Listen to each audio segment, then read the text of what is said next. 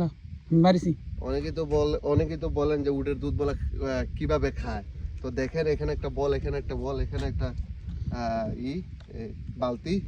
তো খাই আজকে দেখাই মন। বিসমিল্লাহ।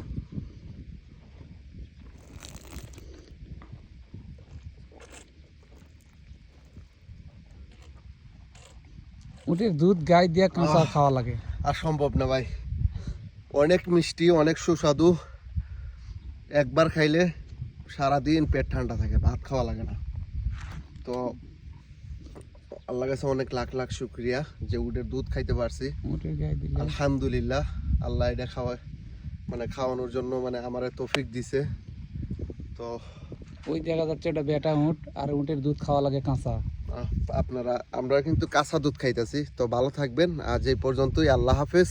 বেশি বেশি করে শেয়ার করবেন, ভিডিওটা সাপোর্ট করবেন, পাশে থাকবেন। আরো ভালো ভালো ভিডিও দেওয়ার জন্য চেষ্টা করব। আল্লাহ হাফেজ।